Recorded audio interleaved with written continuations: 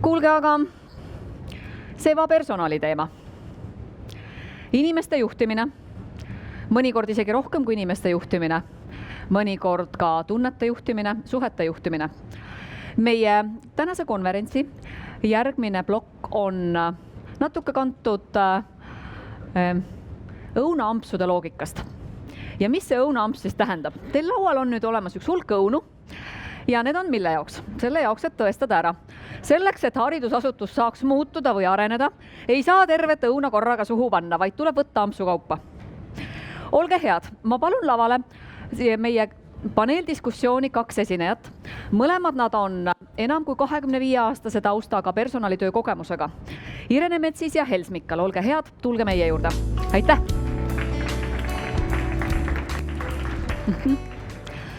Ja paneeldiskussiooni peamine ülesanne on ainult üks. Teie küsite, nemad vastavad.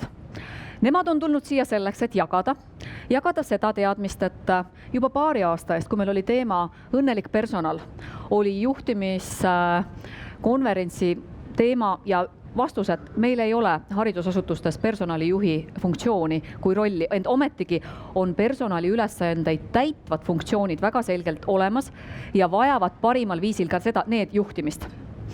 Me oleme lavale kutsunud 2 personalikogemusega strateegilist juhti ja kui lubate, siis teil jääb nüüd võimalus küsida kas läbi elektroonilise keskkonna või otse mikrofoniga sellel hetkel, kui küsimuste aeg on. Ja kui lubate, siis juhin paneeldiskussiooni sisse esimese küsimusega, mis on uut värbamises ja annan teile mõlemale võimaluse siis kas risti, läbisegi või omavahel või järjest vastata. Nii et olge head, mis siis toimub uut värbamises ja teadke, et õigus teha väikseid märkmeid kohe iseenda märkmetesse ning teadke, et hiljem on ka meie diskussioon järelvaadatav videost. Nii et sõnajärg, Hels ja Irene, mis on uut värbamises ja kuidas aidata haridusasutusi? Esimene asi on see, et töökuulutus enam ei tööta. Hästi konkreetne asi. Ja see tähendab seda, et tuleb olla kogu aeg loominguline ja leida muid viise ja võimalusi. Ja tegelikult värbamine hakkab peale nagu 2 sammu veel enne, kui on see konkreetne vakants, mida täita. Ehk see hakkab peale tööandja brändingust. Tere ka minu poolt kõigile, et ma tahan ka täpselt samamoodi jõuda sinna brändinguni, et kui me täna värbame, siis me ei värba ju neid, kes tööjõuturul on. Me värbame neid, kes täna tegelikult teistes organisatsioonides või ettevõtetes töötavad. Ja see, et nendeni jõuda, siis värbamine on tänaseks jõudnud nagu sellesse punkti, kus see on puhas turundus. Ja kui nüüd mäletate neid aegasid, mis olid 2006-2007, kus üsna sarnane situatsioon, kus värbamist hakati käsitlema kui turundust, siis täna on see olukord täpselt sama. Vahe on selles, see aeg läks üle. See aeg, mis meil täna käes on, üle ei lähe, sest inimesi on kõvasti vähem ja inimesi on kõvasti raskem leida, inimesed on kõvasti rohkem püsivamad. Et millest siis alustada? Et minu soovitus on alustada oma ettevõtte, kooli, kodulehest. Sest uuringud kinnitavad seda, et kus siis inimesed otsivad informatsiooni, tööandjate nende võimaluste kohta on koduleht. Ehk siis see, mis seal on, pakkumised nii-öelda õpetajale ja meeskonnaliikmele ja kas see üldse seal on, võiks olla esimene tegevus. Lisaks kodulehele mina tooks juurde võib-olla see sotsiaalmeedia. Et ma ei tea, kui tugevad ja kui palju, aga ma tean, et väga mitmed haridusasutused kasutavad seda. Ja sotsiaalmeedial on tänapäeval ikkagi tohutu selline nagu võim, selles mõttes just tööandja ja ettevõtte sellise brändi ja maine kujundamisel.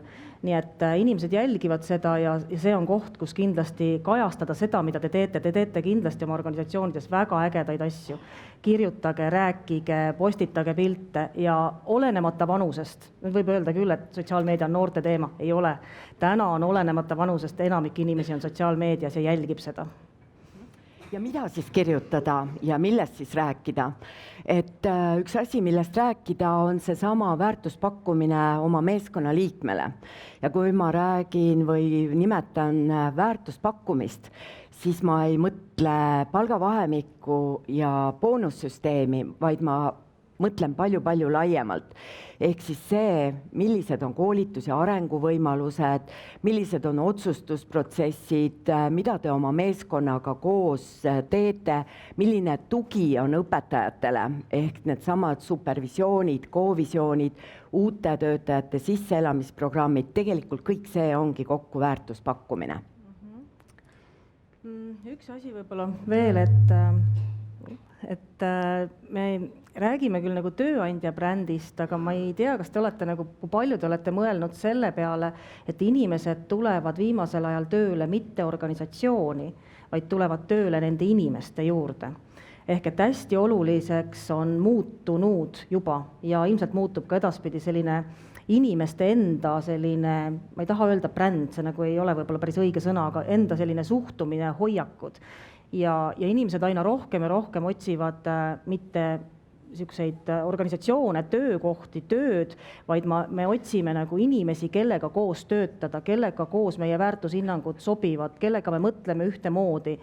Ja tööandjad ju tegelikult ka värbavad ju hoiakute ja suhtumiste järgi, mitte teadmiste ja oskuste järgi, et see on aina rohkem võimendumas. Ja kui me räägime sellises värbamise kontekstis, siis ta on võimendumas läbi ägedate karjäärilugude. Et kui me mõtleme, et koolid, organisatsioonid ju hästi mõtlevad ka järelkasvu peale, siis sellised ägedad lood noortest, kes on tulnud praktikale ja jäänud teie organisatsiooni tööle. Ja see, kui on siis pilt ja äge lugu sellest inimesest ja kuidas teda on toetatud ja aidatud sellel teel, et see töötab ka päris hästi. Ja kui ma iseenda juttu siin kuulame niimoodi, siis mulle tundub, et ainult ongi see, et kirjutage, rääkige, propageerige, turundage, et see on see, mis täna hästi palju väärtust loob ja olenemata sellest, millise organisatsiooniga tegu on ja millisel tasemel need töötajad on, et tõesti nagu inimesed on hästi pinnapealsed ja ei piisa sellest ühest loost, ei piisa ühest ägedast, toredast sündmusest inimesest, vaid neid peab olema palju ja kogu aeg ja tihti, nii et see on kuidagi niisugune nagu võimendunud täna kindlasti, mis on Eestis teistmoodi, mis enne oli. Hästi. Kas on kohe sel teemal mõnest laudkonnast küsimus või seisukoht või arvamus, mida soovite jagada? Ma toon mikrofoni ja olen selleks valmis. Nii, palun, tuleb sealt, ma viin kohe mikrofoni.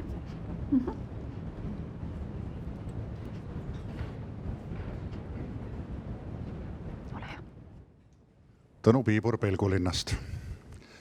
Miks peaks maksumaksja raha eest töötav üldhariduskool ennast turundama?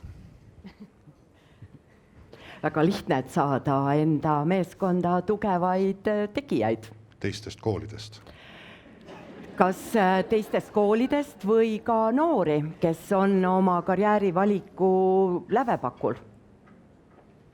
Ja ka loomulikult need inimesed, kes on õpetaja positsioonist teatud põhjustel mingiks perioodiks loobunud.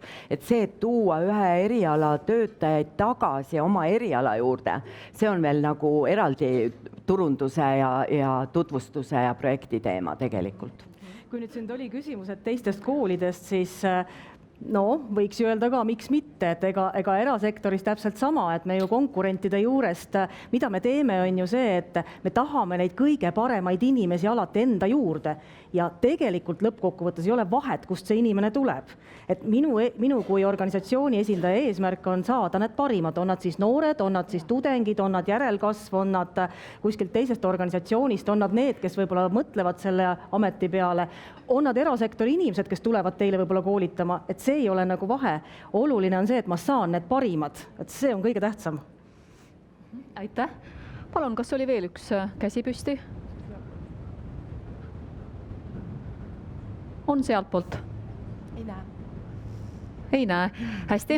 Ma võtan kokku selle osapoole, mis on uut värbamisest, siis ikkagi sõnaga haridusturundus. Ja inimese enda personaalne siis kuvand ka, millisena ma õpetajana ise areneda tahan ja millist kronoloogiat ma oma õpetaja teekonnast tahan hoida ka avalikus ruumis. Ka võib-olla selleks, et tõestada kogukonnale, lapsevanematele, mida me teeme ja mida me tegemata jätame või kuidas me neid ühiseid kokkuleppeid kanname.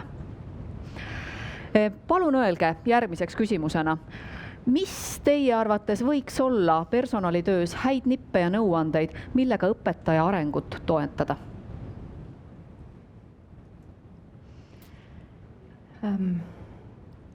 Siin on natukene minu jaoks ka nagu sihtgruppide teema ja erinevus, et siin noored tulijad ja alustajad on täiesti nagu see sihtgrupp, mis tuleb väga-väga läbi mõelda.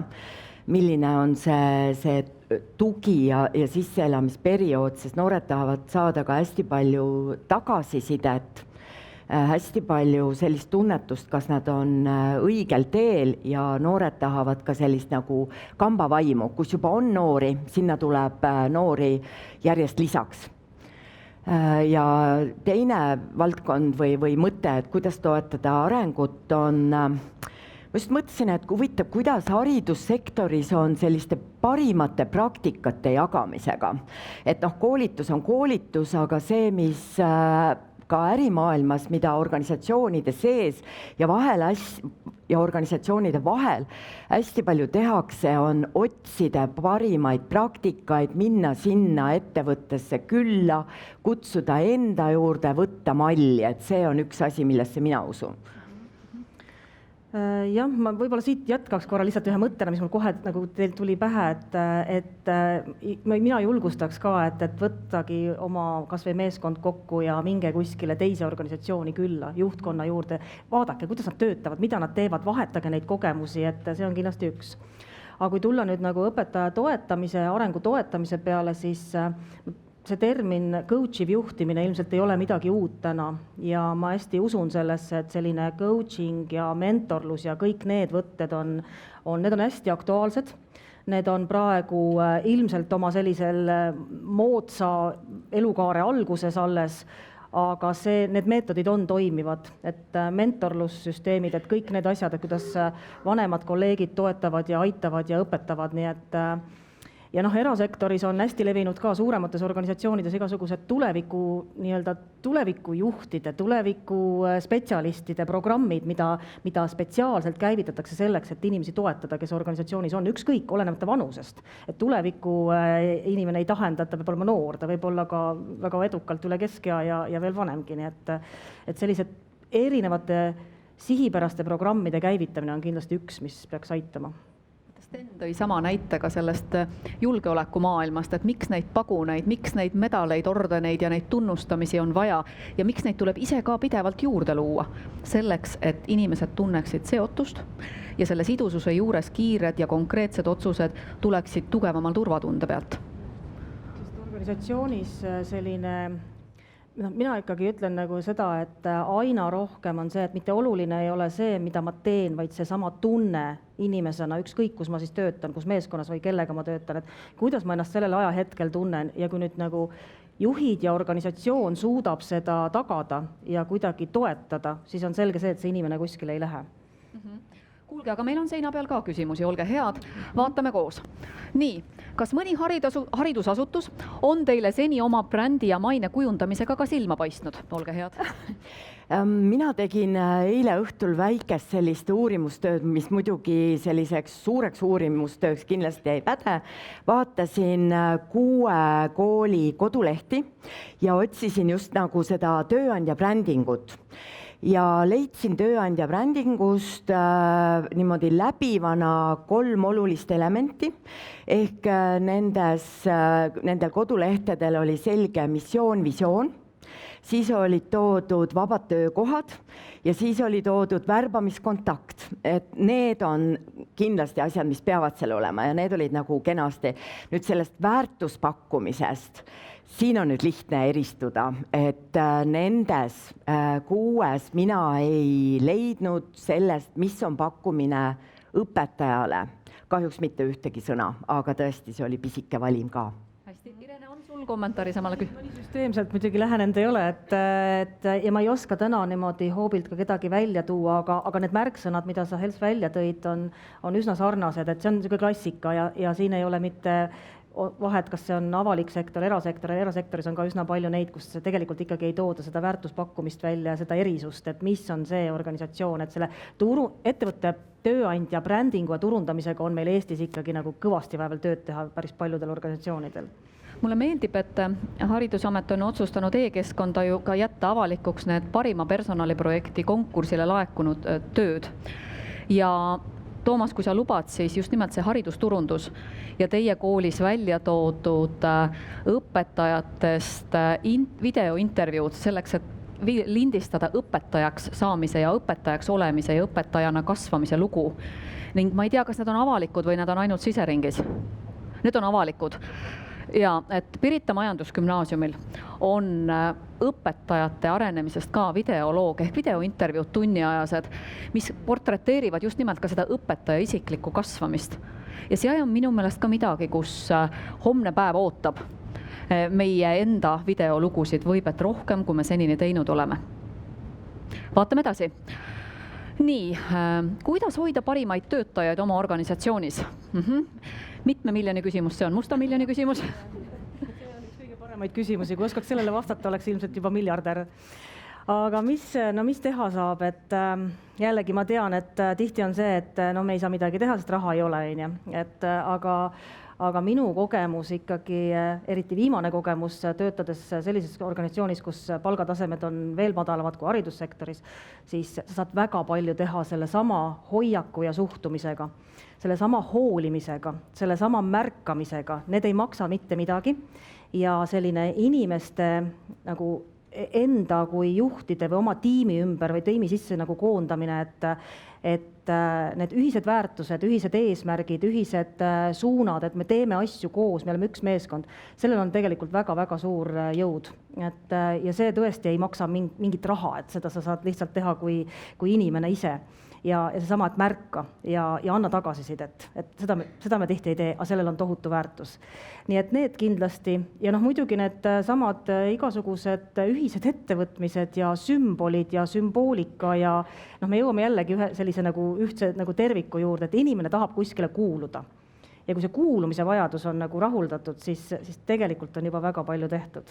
Ja ma muidugi seda palgataset ei tasu ära unustada, aga ma tean, et teie võimalused on ka nii, nagu nad on, sest Eesti inimene kahjuks ikkagi väärtustab ka materiaalselt hästi palju, nii et midagi ei ole teha. Siit Irene mõtetest kohe edasi, et mis inimesi hoiab, on ikkagi targad ja hoolivad juhid ja aus ja õiglane kohtlemine, et kui seal nii-öelda lipsab mõni viga sisse või jääb midagi kripeldama, siis on juba mitu sammu tagasi astutud. Ja teine asi on jälle, et tunne oma inimesi, et tegelikult ju ka inimeste motivaatorid on erinevad, et see, et ma tean, kes tahab võtta lisaülesandeid või kes tahaks võib-olla minuga juhi kõrval kaasa mõelda, mis on meie meeskonna koolitusvajadused või otsida neid, et natukene ikkagi peaks mõtlema ka nendele personaalsetele motivaatoritele, mitte ainult üleüldistele. Võib-olla juurde siia ka, et tihti me mõtleme kogu aeg juhtidena, et millega ma peaksin oma inimestest seda motivatsiooni tekitama. Võiks mõelda teist poolt ka, mis on need asjad, millega ma võib-olla tekitan demotivatsiooni. Mida ma teen sellist või mida minu meeskonnas või mida minu organisatsioonis on sellist, mis demotiveerib inimest ja likvideeriks need demotivaatorid. Ja siis on palju lihtsam juba. Nii et, ja hästi toetan ka seda personaalset lähenemist. Mida väiksem organisatsioon, seda parem, aga siiski suures organisatsioonis sa saad ikkagi jõuda kas või segmentide kaudu ettevõtte sees inimesteni ja mõista, mida nad päriselt tahavad. Aitäh välja toomast just seda momenti, et strateegiate loomine, kompetentside loomine, võimekuste loomine, neid ilusaid sõnu juhtimises ju on. Küsimus, mida öelda ka julgelt välja, mida me ei ole, selleks, et määratleda teatud ruumi, kus me siis midagi konkreetselt teha saame ja kus see sama sisemine loovus saab ka väljapoole paista. Kuulge Seina, ja palun. Ma ei jää rahule, kui ma seda ei ütle, et võib-olla ei peaks panustama liiga palju igasuguste dokumentide, süsteemide, protsesside loomisse, et see on see, et me tähtsustame seda liiga palju üle. See on oluline, see on tähtis, seda peab tegema, aga kuskil on see mõõdukuse piir, et võib-olla panustaks rohkem nendesse inimestega toimetamistesse ja leiaks selle optimumi, nii et see on see koht. hästi. Kuulge, veel on seina peal üks selline küsimus, et millised on teie meelest põhilised motivaatorid, et töötajad oleksid õnnelikud? Kas motivatsioonipaketid ja boonused või midagi veel? Mul on nüüd tunne, et me lähme kordusesse siin natukene. Aitäh, nii, ja palun tulevad järgmised küsimused. Palun, said kohe järgmised küsimused. Nii, et kas sotsiaalmeedia ja kodulehe info peaks või võiks olla dubleeritud? Kuidas eristada seda, mis kuhu sobib? Dubleeritud absoluutselt pole üldse mingit teemat, küll aga sotsiaalmeedia ju oma olemuselt on kerge, kiire, lihtne, visuaalne, eks ole, et kui sotsiaalmeedias on rohkem see, et kiire, tegite midagi oma organisatsioonis vahvat, kohe kiire 2 lauset üles, pilt juurde, jagage seda, et see on see, mis teie organisatsiooni kuvab. Ja ütleme, koduleht on pigem selline rohkem staatiline, läbimõeldud, professionaalselt, süsteemselt nagu kokku pandud, nii et need on nagu selles mõttes täitsa erinevad. Dubleeritud kindlasti, aga just see kiirus sotsiaalmeedias, Facebook, Instagram, 2 asja, LinkedIn täpselt samamoodi, et need on kohad, kus võiks täiesti julgelt, tehke ise, võtke keegi, on kindlasti organisatsioonis inimesi, kes tahavad seda teha, kes oskavad seda teha, teevad seda jummala kiiresti, mina ise ei ole ka nii osav selles. On inimesed, kes teevad seda nips hästi kiiresti ja sa vaatad kohe, postitused tulevad ja tõesti inimesed saavad seda informatsiooni. Palun, ole hea. Et üritused ja üks asi, mis sobib nagu mõlemasse kohta, on need samad karjääri- ja persoonilood. Et siis, kui on keegi nii-öelda uus lugu valmis saanud, et siis ta kindlasti ka sobib sotsiaalmeediasse ja võiks siis jääda ka kodulehele pikemaks tutvumiseks, et on kindlasti neid asju, mis sobivad mõlemasse kohta ka. Üks hetk tuleb siit küsimus, olge head. Tere ja mul on lihtsalt küsimus, et koolitused on tavaliselt see moment, kus me kõik räägime sellest, kuidas peaks, kuidas tuleks, kuidas võiks. See kõik on õige, mis te räägite, ma absoluutselt ei kahtle selles ja olen ise samas teadmistele jõudnud. Aga nüüd meil on praktiline küsimus, et võib-olla kummaltki teilt oma edulugu. Täitsa julgelt jagada ja see on minu jaoks endale üllatus ja on minu ilmselt üks kõige suurem õppimise koht ja selle eduloog või selle looga olen mina õppinud rohkem selle 6 aastaga kui eelmise 22 aastaga.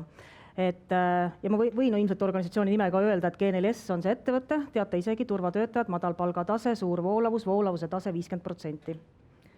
Kui mina sinna tööle läksin aastal 2013 ja meie põhiline eesmärk oli siis see, et saada voolavus alla ja mina tulin teisest organisatsioonist ja mulle kõik ütlesid, et see ei ole normaalne, sa ei saa seda, et turvasektoris, teenindussektoris, ka teistes teenindusettevõtetes on see 50% täiesti okei tase ja las tema nüüd olla. Me arvutasime välja selle kulu, 50% voolavusega kaotab ettevõtte iga aasta umbes 350-370 000. Päris suur raha. Ja otsustasime, et me paneme selle sihi 30 peale, et me peame saama 30 peale selle voolavuse. Ja me hakkasime selles suunas liikuma, ehk et meil ei olnud palju raha, meil ei andnud keegi mitte mingit ressurssi, me tegime ümber koolitused, me läksime inimeste juurde, kuulasime neid, me tegelesime juhtidega, ehk et me panustasime selles samasse hoolivusse, märkamisse, et see sama eesliini töötaja on meie jaoks ülioluline, see on tähtis inimene, ta teeb väga tähtsat tööd. Võttis aega 5 aastat, ja kui te nüüd küsite, palju see voolavus praegu on, te võite pakkuda umbes. Ei ole, 18-20. Ja see on 5 aastat, võttis see aega, väga selge siht, väga selge eesmärk. Kogu organisatsioonil alates juhatuse esimehest lõpetades esmatasandi juhtidega oli eesmärk voolavus. Kuni sinnamaani, et kõik tööjuhid allpool eesmärgistati oma meeskonna voolavusega. See näitab nüüd nagu seda, et kui suur on tegelikult võim ja jõud sellel, et usub nii juhtkond, kui usuvad ka kõik juhid ja kõik on ühise eesmärgi nimel väljas. Sest kõigil oli see eesmärk, et see mõjutas väga paljusid, nii et ilmselt allapoole sealt enam ei saa, sest nüüd tuleb sinna väga palju investeerida, sest palgatased on endiselt madalad, aga see on ilmselt asi, mis mind nagu pani ikka tõsiselt mõtlema ja ma sain hea kogemuse. Aitäh, Hels! Minu lugu kannab tegelikult neid märksõnadena neid samu asju, mida ma Irene loost kuulsin. See on süsteemsus ja see, et teatud asjad võtavad ka natuke aega. Ehk edulugu tuleb siis eelmise tööandja juurest Tallinna Veest, kus teemaks oli siis meeskonna noorendamine või ütleme siis noorte sissetoomine meeskonda, kus tegelikult vanuseprofiil näitas, et kui me nii jätkame, siis tegelikult 60+ töötajate osakaal muudkui kasvab ja keskmine vanus ka. Samamoodi sai ka püstitatud selge mõõdik, mis oli siis ka keskmise vanuse alandamine. Ja samamoodi sai süsteemselt koos kõikide juhtidega loodud siis järelkasvu, praktika, noortespetsialistide programm ja ütleme siis nii, et 3-4 aasta pärast oli see tunne, et üks on see, et keskmine vanus mitte ei püsinud sama, aga ka mõne 2-3 aasta võrra langes, aga see muutus nagu organisatsiooni kultuuri osaks, et me tegelemegi noortega ja me tegeleme nendega kogu aeg ja me kogu aeg arendame neid süsteeme, et ma arvan, et see läks päris kenasti. Aitäh, palun, kas vahepeal on saalist küsimusi? Kui saalilt ei ole, võtame siis mõne seina pealt. Nii. Kui oluline on teie arvates töötajale asutusesisene tunnustamine? Väga oluline on see, et ja see tunnustamine, ma ei pea silmas seda, et me anname aasta lõpul või aasta alguses aukirja ja tänukirja ja surume kätt ja kutsume siis sündmusele, vaid oluline on see sama selline igapäevane tagasiside ja igapäevane tänu, kui inimene on midagi head teinud, siis me ei ütle lihtsalt normaalne, vaid me päriselt ka nagu märkame neid häid asju. Ja oma kogemuste pealt jällegi inimestele on need tunnustamise võtted on erinevad, et kes mida soovib, aga ei ole mina näinud ühtegi inimest ja ma olen suurtes organisatsioonides töötanud, kellele see üldse korda ei läheks.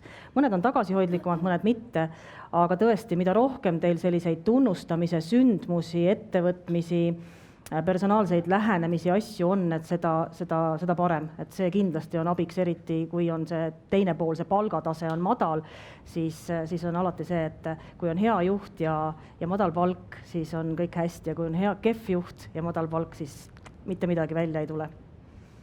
Siit aitab sammu edasi kohe näiteks selline väike praktiline mõte, et ütleme korra nädalas võiks juht endalt küsida, et keda ja mille eest ma viimati tänasin ja tunnustasin. Et kui nagu meelde väga midagi ei tule, et siis võiks püstitada eesmärgi ja see märkamine nende heade tegude ja tublide saavutamiste märkamine on tegelikult täiesti treenitav oskus ka, et lihtsalt tundled laiali ja leiate kindlasti. Kas teil on mõni hea näide tuua mõnest äriettevõtte mainekujundusest? Tööandja mainekujundusest. Tööandja mainekujundusest, just.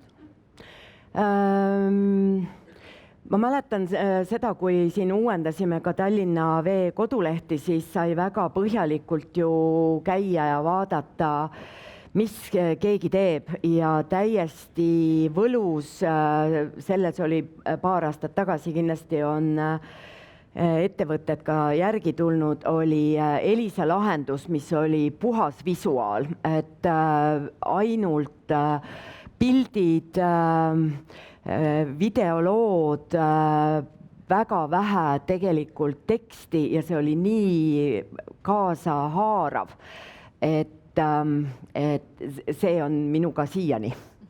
Mina võib-olla tooksin 2, et mitte nagu sellises üldises, aga tööandja turundust on võimalik teha ka nagu ühe konkreetse kampaania raames, et mulle hästi meeldisid viimasel ajal Rimi. See on see, et vanus ei loe. väga korralik kampaania, väga hästi läbimõeldud ja miks see niimoodi tehti, see on üks osa on see tööne turundust, teine asi on see, et kui noored ei tule tööle, siis eakam seltskond tuleb ja nendeni jõuda ja neil ei ole tõesti vahet, kui vana sa oled, eks ole, mis su vanus on. Ja teine on Swedbank, kes üldse on selles osas ilmselt üks ka edukamaid liidreid tööandja brändingu mõttes, tule nagu oled kampaania ka, kui keegi on näinud, et täpselt sama, et kõik suunatud nagu väga selge eesmärgipõhiselt, nii et need on praegu, mis mul nagu siia meelde tulid. Ja mulle jäi just värskelt vist eelmisest nädalast jäi silma, et Telia kuulutas konkursi lausa eraldi ametikohale, kas ta oli nüüd tööandja brändingu spetsialist või projektijuht, et asi, kuidas öelda, on ka selles sektoris juba nii tõsine, et tuleb sinna ressurssi ja häid mõtteid nagu kohe juurde värvata. Nüüd ma kasutan võimalust ja ütlen siinkohal suur aitäh kõigile haridusasutustele, kes aplikeerusid siia konverentsile läbi juhtumi või loo. Ühe loo pealkiri kõnetas mind eriti selleks, et panna ta kohe täna teiega siia jagamisse ja selle loo pealkiri oli Lõputu lugu. Ehk küsimus on siis selles, et kuidas haridusasutuste vananemine ja tulevik ehk teisisõnu, mida teha, et 10-20 aastat ettepoole oleks meil õpetajaid võtta nagu varnast või midagi sellist.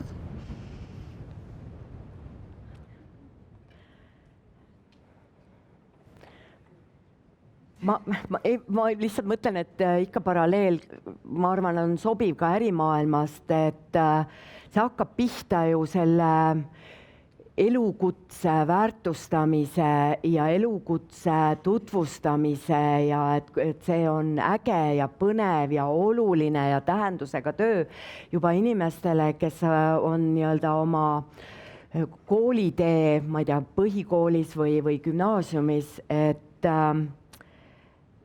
see õppimise valik saaks tehtud juba nii, et õpetajaid hakkaks koolis kasvama. Et ka siin on tegelikult Eestis väga edukaid kampaaniaid ja kaks sõna siis, mina tulen apteegist, Südameapteegist, kus on sama mure ehk apteeke palju, apteekreid napib selgelt ja apteekrite ühendus tegi väga ägeda kampaania ja see oli siis mõeldud gümnasistidele, töövarjupäev apteegis, mis tõi ka meie ketti üle 20 inimese, kes olid särasilmselt, said asja proovida, said tunnetust ja vähemalt vestlustes siis ütlesid, et nad lähevad ka seda eriala õppima. Et peaks vaatama mitte ainult praktikaprogrammide poole, vaid juba veel samm siis koolidesse sisse. Hästi hea nõuanne. Irene, sinult midagi, mida teha tulevikuga? No kui nüüd tuua paralleeli, sama asi jätkuks, kui paralleeli tuua erasektorist, siis mina tean organisatsioone, kes mitte ei lähe põhikoolidesse oma nagu seda eriala tutvustama, vaid juba minnakse, mis te arvate, kuhu? Lasteaedadesse, just nimelt. Sealt hakkab see kõik pihta, et selle ameti nagu väärtustamine, et jah, kunagi Elionis töötasin, tänane Telia, siis meil oli täpselt sama teema, meil oli vaja saada programmeerijaid ja neid insenere ja me tegelikult läksimegi siis küll põhikoolidesse ja tegime neid lasteaias tutvustusi. Aga ma arvan, et kuidas tuua, jällegi kuidagi on Eestis see kuvand vaja nüüd murda, et see õpetaja töö ongi raske, see tegelikult ka, ma usun, et see on mega raske, olles ise ka natuke koolitaja, siis see pole pooltki ilmselt seda, aga et teil on ju kindlasti neid rõõme ka hästi palju, et vaat sellest nagu me ei räägi nendest rõõmudest, nendest vahvatest asjadest, mis on ja sellest missioonist, et võib-olla kui leida need noored üles, kellel see missioonitunne on ja et nad tuleksid ka õppima ja et nad ka jääksid, sest see minu arust ei ole see isegi võib-olla probleem tulijates, kuivõrd jääjates, et vist on ka see päris suur, et kes õpivad õpetajateks, tegelikult ei lähe sellel erialal ka tööle. Et midagi on vaja siin teha. Kui ma oskaks seda praegu öelda, mis asi see on, siis jah, siis oleks hea. Mulle meeldis haridusvisionäri Ken Robinsoni sõnavõtt paari aasta tagusest ajast videost YouTube'ist leitav, kus ta esitas põhjendatud küsimuse, et miks alles gümnaasiumis peab hakkama otsustama, kelleks saada. Sest lasteaialapsed teavad ju vältimatult, et nad tahavad küll tuletõrjujaks, küll õpetajaks, küll arstiks. Et samas, kui ma vaatan täna, siin on küsimus ka madalapalgalistest töökohtadest, et kõik need kolm on ka mingil moel seotud, et kuhu see talent siis vahepeal kaob, et see nende tahe ei realiseeru. Küll aga on küsimus teile nüüd, palun, ma võtan siit ühe mikrofoni, et siit saali küsimuse võtta. Ole hea, Pavel. Aitäh, ajalooõpetaja Tallinna Pae gümnaasiumi. Üks küsimus teile, et te ütlesite, et te olete varasemalt töötanud Telias ja nüüd G4S, et öelge palun, kuidas siis G4S on teid üle meelitanud, milliste vahenditega ja milliste kanalide kaudu on nad teieni jõudnud, et võib-olla isikliku kogemuse natukene siia juurde. Aitäh. Küsimus, aitäh. Jah, et ei olegi väga keeruline meelitada, ma olen oma loomult selline inimene, et mida raskem on, seda ägedam, et kui ma tegelikult vahepeal olin ka ehituses ja veel kõige hullem otsus, mida ma kunagi tegin, oli masu ajal tulin ära Elionist, läksin ehitussektorisse aastal 2008, kui oli, eks ole, masu hakkas pihta, oli vaja seal inimesi koondada, organisatsiooni motiveerida, et need inimesed, kes seal vähegi on, veel alles jääksid ja midagi teeksid, siis see on seesama, et see on huvitav töö, see on seesama selline asi, et lihtsalt ongi tore neid probleeme lahendada ja seal taga ei ole ei palk, ei mingid soodustused, et loomulikult need käivad nagu asjaga kaasas ühel või teisel kujul, aga just see, et see on põnev, see on kihvt, see on äge, et niimoodi olen mina oma karjääris neid valikuid teinud. Nii et nii lihtne see on, võib-olla ei usu, aga nii on. Mida keerukam ettevõte, seda parem. Jaa, Seina, aitäh. Kas Hels, sinu karjääri ülemeelitamised, kuidas need on olnud, sest paari aasta, et kui me õnneliku personali raames kohtusime siin samal laval, siis oli veel Tallinna Vesi sinu tööandja? Mina tegin oma karjäärivaliku nüüd pool aastat tagasi ja tegin nii, et ma läksin juhi juurde, ehk siis usun sellesse üha enam, et personalijuht isegi oma töökohta valides ei peaks lähtuma sektorist, vaid juhist ja sellest, milliseid väärtusi ja mis asja see juht ajab. Nii et see oli minu lugu. Seinal on üks hästi tähtis küsimus, Nii. õpetaja läbipõlemine. Mida teha, ja ma ei mõtle teie puhul õpetaja läbipõlemist, vaid et mida teha, kui meeskonnas on kolleegidega olukord läbipõlemisest? Mis on teie soovitused, mis on see, mis võib-olla just see personalijuhi terav silm võiks aidata märgata meil, kes me haridusasutust teenindame?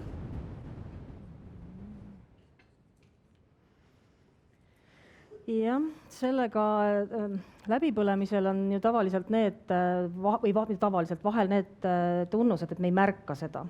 Ei märka see inimene seda ja ei märka ka kolleegid, sest seda osatakse päris hästi varjata. Ja üks võib-olla selline soovitus, mida ma olen näinud, mis vigu tegelikult erasektoris juhid teevad tihtipeale, et kui mul on meeskonnas, ütleme 10 inimest ja nendest 10 on 3 sellised ülitublid ja ülihakkajad ja tegusad. Ja mida ma siis juhina tavaliselt teen? Ma kipun andma neile nagu neid ülesandeid kogu aeg juurde ja juurde ja juurde ja juurde. Ja ühel hetkel on see, et see inimene, kes sul on tubli, on läbi põlenud, aga need, kes on sellised keskpärased, nendel on kõik hästi. Et me tegelikult ise tekitame, et võib-olla see üks pool, et vaadata korra, et kuidas me juhime, kuidas me ülesandeid delegeerime, kuidas me anname, et võib-olla natukene teha seda poolt, et ise suunata seda tööd ka teisele poole, et see võtab rohkem aega, aga et juhina ma võtan selle vastutuse siis. Ja miks on hea nagu personali pool ja võib-olla keegi kolmas, kes vaatab kõrvalt, sest tavaliselt enamikel personalijuhtidel, kompetentsetel personalijuhtidel on see selline nagu mingi kõhutunne või selline, sa näed asju kõrvalt. Sa näed kolmanda osapoolena ja vahel, kui teil ei ole personaliinimest, et on ka keegi meeskonnaliige või kõrvalt meeskonnaliige, kes vihjab mingisuguseidki märke, võtke neid tõsiselt. Et mul on olnud kogemusi, kus ma olen ignoreerinud, mõeldes, et tegelikult ei ole midagi hullu, tal oli kõik hästi, eks ole, lähed küsid, kuidas sul on, kõik hästi, kõik ongi hästi. Tegelikult tuleb välja, et ei ole hästi. Et võib-olla see pool, et neid märke tuleks võtta tõsiselt ja kui te ka märkate, et siis anda tagasisidet ja kui keegi ütleb, et kuule, sinuga on kehvasti, siis ka seda võtta tõsiselt.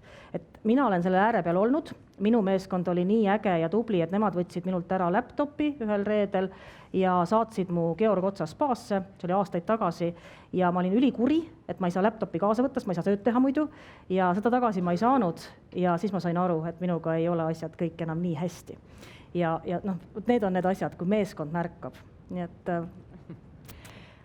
tugiprotsessid ja tugisüsteemid peaksid olema ka paigas, et siin seesama supervisioon ja kovisioon on juba läbi käinud, aga kindlasti see, et direktori, õppealajuhataja uks on ka nendeks teemadeks avatud ja et inimesed teavad seda.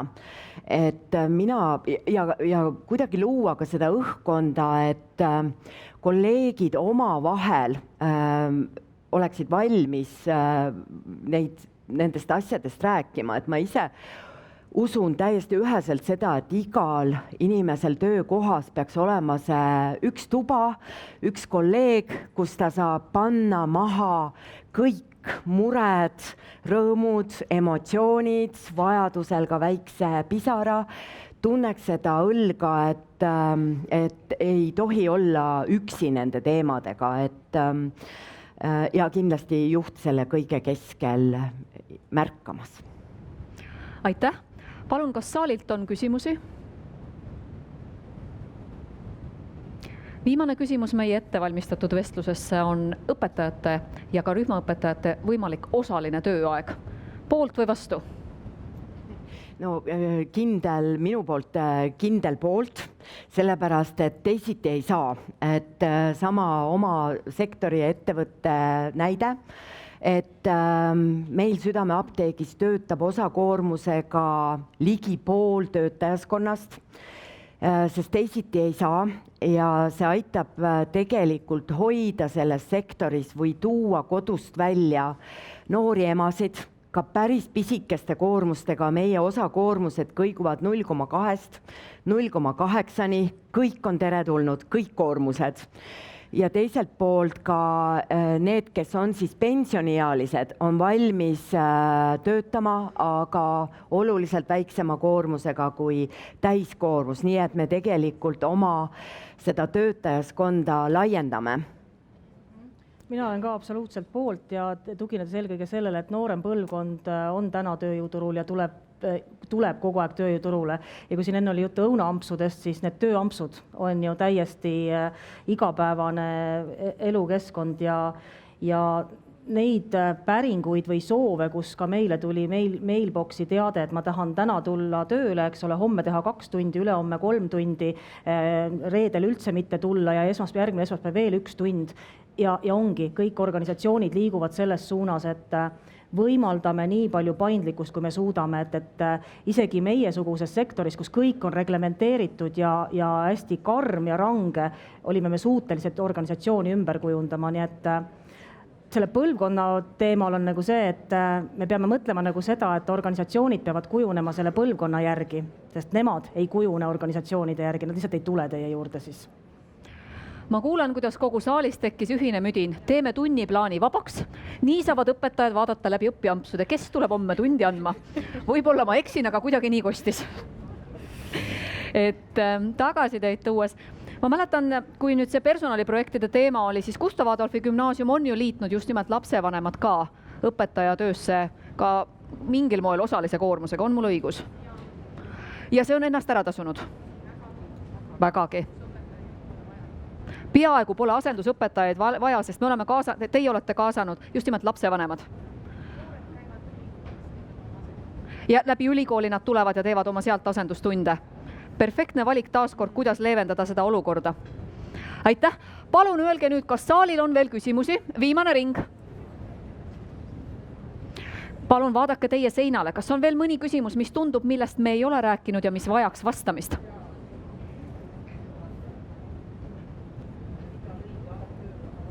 Ja, palun, et millal on õige aeg töökoha vahetamiseks väljaõpitud ametitega? Me Helsuga kohtusime, kui me olime siis teenindasime koos lennundust ja näidake pilooti, kes saaks vahetada ametit iga 3 aasta järel näiteks.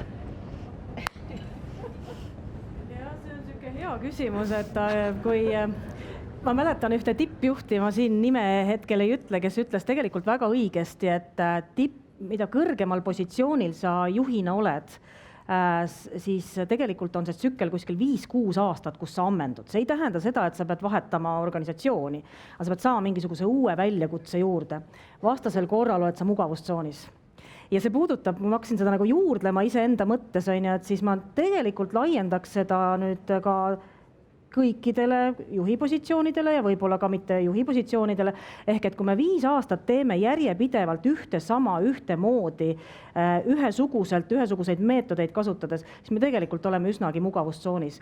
Et selline mugavustsoonist korraks ennast välja viimine ükskõik millisel viisil, see ei pea olema töökoha vahetus alati, siis see kindlasti rikastab ja see annab mingisuguse uue sellise energia, nii et see võiks olla see mõttetera siit poolt. Ja mina usun ka juhtide puhul see loomulikult õiget aega üheselt defineerida ei ole võimalik, aga 5-7 aastat vana hea klassika ja tegelikult ma arvan, et nii see on. Ja vahest ma olen ka mõelnud lihtsalt ka koolide ja haridussüsteemi peale ja olen ka mõelnud, et kas see on valdkond, kus võiks olla sellistel pikemaajalistel rotatsioonidel kohta, et ka direktorid töötavad ühes koolis 5 aastat ja teises koolis 5 aastat, näiteks. No näiteks meditsiinisektor ja eelmine aasta oli ju laval meil ka mõte, et meditsiinisektoris on ju juhtide roteerumine 5 aasta tagant, ehk nad peavad kandideerima uuesti. Ma ei tea, kas haridusasutuse juhid? Ei, jah. Kuulge, ma saan aru, et on lõunapausiks piisavalt aruteluteemasid üles visatud, ent ennem paar olulist teadaannet veel. Kõigepealt ma palun väga suurt aplausi tänastele panelistidele. Aitäh!